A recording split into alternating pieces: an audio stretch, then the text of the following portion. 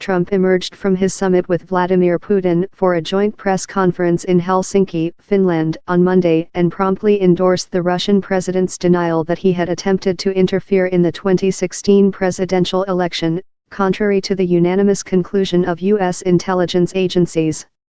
"I have President Putin, he just said it's not Russia," Trump said in response to a reporter's question.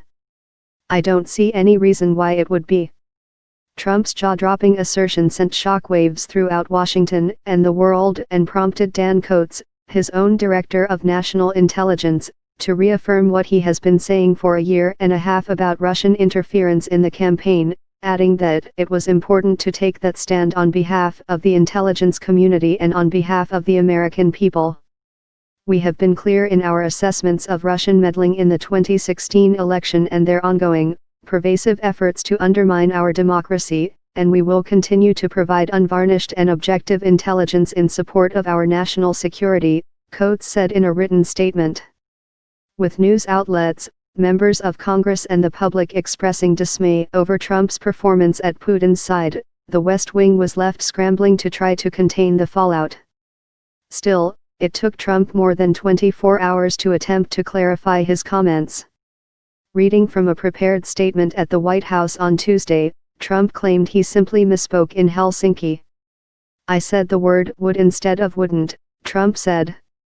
"The sentence should have been, I don't see any reason why it wouldn't be Russia," sort of a double negative. So you can put that in, and I think that probably clarifies things pretty good. What was far from clarified was Trump's true beliefs about the findings of his intelligence agencies. While the president seemed more open to accepting their conclusions than he had in the past, he also continued to qualify his support and question their evidence. "I accept our intelligence community's conclusion that Russia's meddling in the 2016 election took place," Trump said. "Could be other people also. A lot of people out there."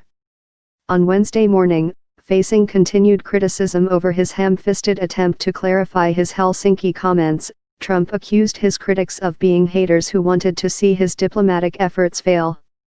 "Some people hate the fact that I got along well with President Putin of Russia," Trump tweeted. "They would rather go to war than see this. It's called Trump derangement syndrome." At a cabinet meeting later that day, Trump again tried to turn the page, telling reporters his recent meetings at the NATO summit in Brussels, in England with UK Prime Minister Theresa May and in Helsinki with Putin were all a tremendous success. But as the press pool was exiting the room, Trump was asked by ABC News correspondent Cecilia Vega whether Moscow was still targeting the United States. The president shook his head and said no at a separate press briefing more than 2 hours later. White House Press Secretary Sarah Sanders claimed the president was saying no to answering questions rather than parroting Putin's assurances once more. "The president and his administration are working very hard to make sure that Russia is unable to meddle in our elections, as they have done in the past," Sanders said, noting that she had spoken with Trump after the cabinet meeting. When pressed by reporters about whether Trump had himself sought to clarify what his answer meant, Sanders said she was interpreting what the president said. "I was in the room as well, and I didn't take it the way you did," she said. On Thursday, Sanders was forced to issue yet another walkback, this time on the question of whether Trump was considering Putin's proposal to allow Russian investigators to interrogate American citizens suspected by Russia of criminal activity in Moscow, including former U.S. Ambassador Michael McFaul.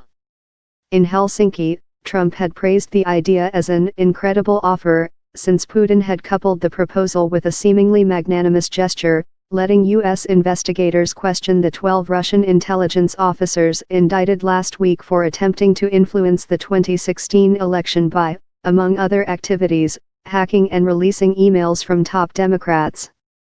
"I have great confidence in my intelligence people, but I will tell you that President Putin was extremely strong and powerful in his denial today, and what he did is an incredible offer," Trump said as he stood next to Putin. He offered to have the people working on the case come to Russia and work with their investigators with respect to the 12 people. "I think that's an incredible offer." The U.S. State Department blasted the idea as absolutely absurd, but that didn't stop Sanders from attempting to portray it in a positive light. There was some conversation about it, but there wasn't a commitment made on behalf of the United States, Sanders said Wednesday. The president will work with his team, and we'll let you know if there's an announcement on that front.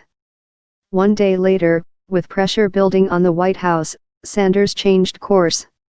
It is a proposal that was made in sincerity by President Putin, but President Trump disagrees with it, Sanders said in a statement Thursday.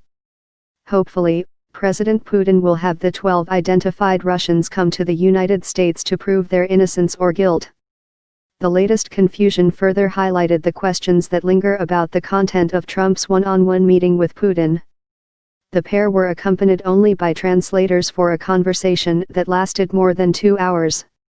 While Trump did not cite a single breakthrough or deal having arisen from the summit, the Kremlin spent the days following the summit saying it was ready for practical implementation of the agreements reached. It didn't say what agreements were reached, either. Then Sanders announced that Trump had invited Putin to Washington for a follow-up meeting. That news caught some members of the president's own administration off guard. During his interview in Aspen, which was being carried live on all 3 U.S. cable news networks, Coates was informed by Mitchell of Sanders' tweeted announcement that Trump had extended an invitation to Putin to visit Washington, D.C., this fall. "Say that again," Coates said, laughing. He added, "Okay. That's going to be special." In Denver, FBI Director Christopher Wray also expressed his surprise over the invitation to Putin. "I just heard about the meeting as I was walking down the hallway," Wray said. "I'm going to wait until I get more of the facts." Not all of the administration's walkbacks and curveballs this week sprang directly from the Putin meeting in Helsinki. Trump also caused a stir when he broke precedent and criticized the Federal Reserve over its decision to raise interest rates. Of course, the president respects the independence of the Federal. As he said, he considers the Federal Reserve Board Chair Jerome Powell a very good man and that he is not interfering with Fed policy decisions, the statement read.